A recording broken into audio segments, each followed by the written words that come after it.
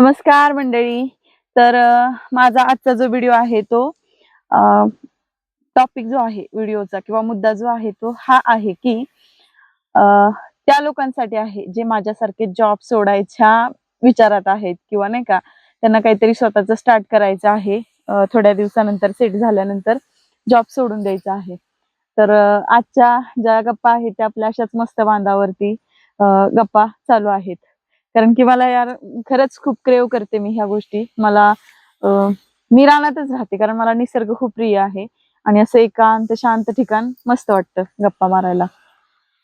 हां, तर माझा मुद्दा काय होतो बॅक टू टॉपिक काय तर ज्यांना जॉब सोडायचा आहे, तर मला जॉब सोडणाऱ्यांना असं सांगायचं आहे, की एक प्रॉपर प्लॅनिंग असू द्या तुमचं. असाच जॉब सोडू नका.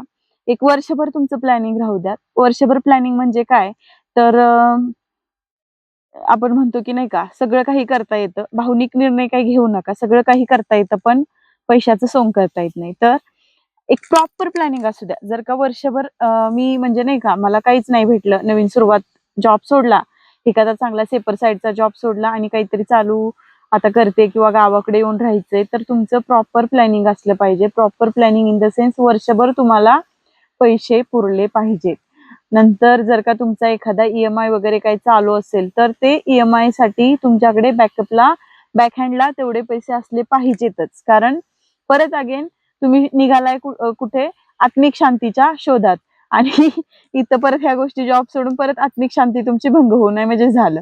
तर तसं काही करायचं नाही. भावनिक निर्णय अजिबात घ्यायचा नाही. थोडा वेळ लागू द्या, पण प्रॉपर प्लॅनिंगनंच ह्याच्यामध्ये उतरायचं आहे. सेकंड मुद्दा, जी पण गोष्ट तुम्ही करणार आहे किंवा चालू करायची आहे त्याच्या अगोदरच जॉब सोडला आहे तर किंवा एखादा धंदा किंवा बिझनेस तुम्ही चालू करणार आहे, तर एक गोष्ट नेहमी लक्षात ठेवा, की तुम्हाला त्या धंद्यातून एक वर्षभर तरी रिटर्न्स मिळणार नाहीत. रिटर्न्स मिळणार नाहीत, तर 1 वर्ष कंप्लीट जे आहे, ते तुम्हाला त्या धंद्यात पैसे टाकावेच लागणार आहेत. हा मुद्दा तुमचा ही जी खुणगाठ आहे मनाशी बांधून ठेवा.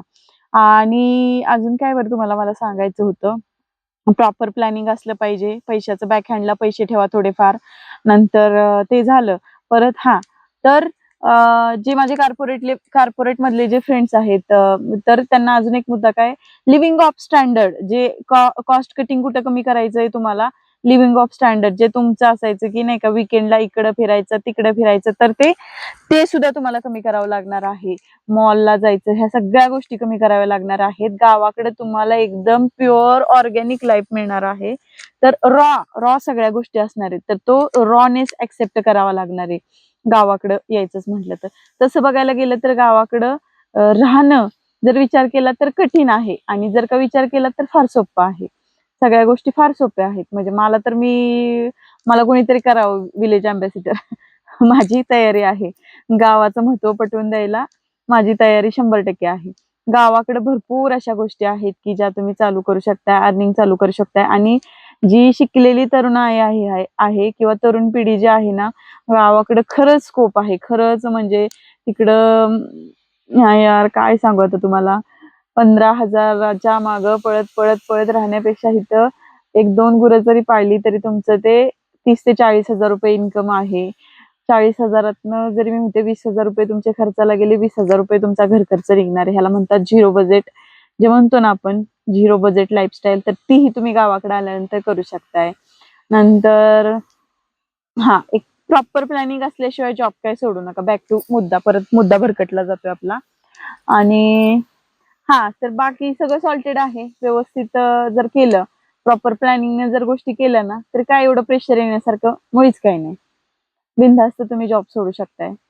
अ, आणि गावाकडच्या ज्या गोष्टी आहेत त्यात तुम्ही स्वतःला इन्व्हॉल्व करू शकताय. घरच्या गोष्टीत एखादं स्टार्टअप मस्तपैकी काहीही करू शकताय.